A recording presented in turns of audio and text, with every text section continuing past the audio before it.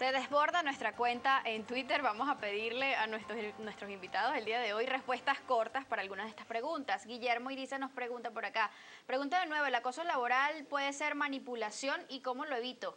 Rápidamente, Eduardo. El acoso laboral obviamente que es una manipulación y tiene que evitarse por la persona manipulada simplemente denunciándolo, arriesgando a que pueda sufrir las consecuencias. Como decía Antonella anteriormente, depende de los recursos que tú tengas, depende de cómo lo quieras afrontar. Por acá otra persona, Ana Castillo, dice, ¿será que una persona con trastorno de conducta es manipuladora? ¿Es fácil de manipular, ejemplo, mujeres golpeadas por parejas? Sí. Antonella. Sí, es muy fácil porque, bueno, evidentemente ahí está el juego. El juego claro y evidente. Tú me golpeas, yo me victimizo. Y en el momento en que me saturo, yo puedo ser tan agresiva como tú lo has sido conmigo. Y entonces, bueno, se mantiene esa dinámica que evidentemente ya entra en un plano de disfuncionalidad y de círculo enfermedad. Vicioso del que hablábamos. Antonio Rojas dice, ¿puede alguien manipular sin darse cuenta de lo que hace? Pregunta, ¿o ser manipulado inconscientemente? Bueno, ya lo dijimos Era lo que anteriormente, decía. sí, y realmente es así. Así es. Terminamos con el Chuno que nos dice, excelente tema sobre manipulación. Eso es lo que ejerce el gobierno contra quienes lo adversan para amedrentamiento. Ya tenía Eduardo un ejemplo sobre eso que pues se da inclusive quizás en mayor o menor proporción, pero en ambos bandos. El manipulable tiene un sentido de responsabilidad inmaduro, nos dice Verónica Cascús. ¿Es así, Antonella? Bueno, puede haber pudiera ver inmadurez así. emocional en el manipulado. Evidentemente en el que manipula, hay destreza y habilidad para identificar esa inmadurez. De esto hablábamos en el corte y cierro con este comentario que me parece espectacular. Romer Martínez nos dice, soy abuela manipulable, los abuelos somos vulnerables a la manipulación de los nietos, son hábiles y sutiles al hacerlo. Decíamos antes que muchas veces el adulto mayor, quien quizás sutil, conscientemente pero sin mala intención manipula, pero son también manipulables porque así llegan a un punto de indefensión en el que, bueno, son fácilmente llevados a hacer cosas que quizás no estén muy de acuerdo en hacer. ¿Cómo evitar ser manipulados? ¿Qué debemos fortalecer en nosotros para estar atentos y nunca perder, digamos, el rumbo o las riendas de nuestra vida? Antonella. Bueno, yo diría que una manera de evitarlo es, en primer lugar, estar atentos a lo que pasa en el entorno en el que nos estamos desenvolviendo, porque como decíamos anteriormente, la manipulación se da en todos los ámbitos. Diría, en segundo lugar, afinar a nivel cognitivo. Nosotros tenemos que tener un pensamiento crítico y debemos salvaguardarlo. Nuestra capacidad reflexiva es muy importante y eso es algo que desde nuestra libertad de elegir no debemos perder. Y en tercer lugar, vivir creativamente. Es importante cuando nosotros todos los días buscamos crear. En la medida en que nosotros buscamos crear, somos fieles a ese deseo. Y eso evidentemente nos hace mucho menos vulnerables a la manipulación. ¿Existen técnicas, Eduardo, que quizás nos pudieran ayudar a ser menos vulnerables a la manipulación? Por ejemplo, darnos un tiempo antes de responder ante lo que se nos está pidiendo.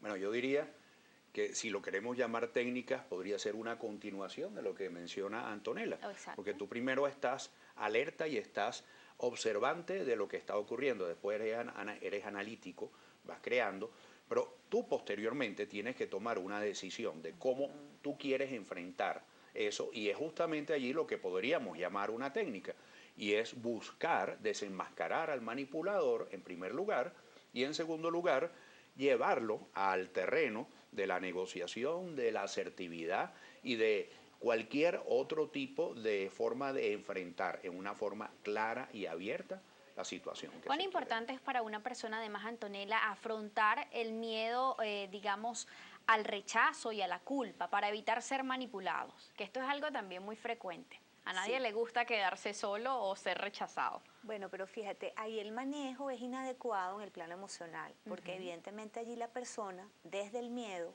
que no lo está manejando con adecuación, se está debilitando.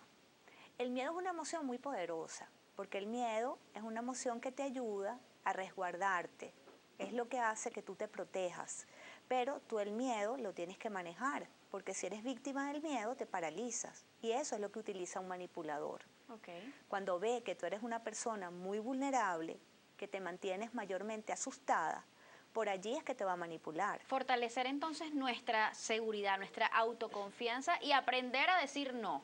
Así es. Y ahí entras en el plano comunicacional con la asertividad, como lo mencionaba Eduardo. Si tú eres asertivo, es porque estás bien consciente que no es solo, que no es solo tu beneficio, sino también el beneficio del otro. Es decir, que no siendo solamente complaciente, no es desde la complacencia que te vas a manejar. Tú puedes ser complaciente siempre que estés obteniendo tú también un beneficio y estar en el plano de ganar-ganar. Ok, desde el punto de la víctima, ya estamos en ese círculo vicioso lamentablemente. ¿Cómo salirnos de allí? ¿Sí? Bueno, cuando tú eres víctima, yo diferencio, tú eres víctima y estás consciente que eres víctima, entonces en ese caso obviamente vas a buscar esta forma de solucionar lo que lo mencioné anteriormente, pero cuando tú eres víctima inconsciente, bueno, es poco lo que puedes hacer porque estás haciendo lo que la otra persona está queriendo que tú hagas y depende también de tus propias características de personalidad. Y si sabemos entonces que, bueno, sí, quizás nos están manipulando, ¿cómo asegurarnos de ello y cómo salirnos de allí? Ahí lo ideal es que tú pidas ayuda, porque con la ayuda de otra persona tú te vas a sentir más fortalecido. Y muchas veces eso es lo que hace falta. Por ejemplo, cuando me hablabas de lo que se planteó en el Twitter de la persona que es maltratada, y Eduardo hablaba de hay que denunciar. Por lo general, cuando la persona víctima del maltrato denuncia, es porque ha estado apalancada o ha recibido algún andamiaje de un familiar, de un asesor legal, porque por sus propios medios está muy debilitado, no lo logra. Pero si se acompaña con otra persona que pueda ser una persona significativa o un especialista, lo logra con mucha más facilidad. Nos quedan pocos segundos. Pero quisiera complementar un poquito eso, si es posible, cortico. Adelante. Sí, cuando ella menciona buscar ayuda en el plano laboral, podemos buscar colaboración de los compañeros. Cuando nos damos cuenta, por ejemplo, que tenemos un jefe que es anárquico, que es déspota y que realmente utiliza, vamos a decir, métodos crueles. Entonces ahí lo que buscas es hacer un equipo, buscar colaboración con los compañeros para denunciar algo que consideras injusto. Eso es importantísimo, con lo más y es un alto buen de la consejo. empresa. Sí. Muy pocos segundos. Signos de alarma para detectar posibles manipulaciones.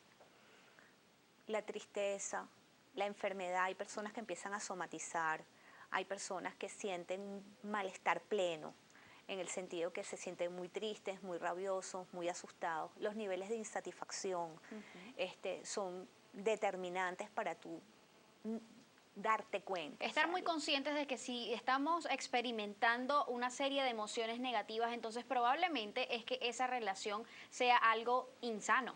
Sí. Y entonces es mejor buscar ayuda. Se nos acabó el tiempo, lamentablemente. Es un tema súper interesante. Muchísimas gracias a ambos por habernos acompañado en esta oportunidad, hablar de esto que es tan elemental, porque lo encontramos en cada plano de nuestra vida, pero que es importantísimo tomarlo en cuenta para no perdernos, digamos, no perder nuestra capacidad de raciocinio y las riendas de nuestra vida. Gracias a ustedes también, amigos, por haber estado allí. Recuerden que el ejemplo comienza por casa y siempre es mejor ser parte de la solución que del problema. Nos vemos mañana.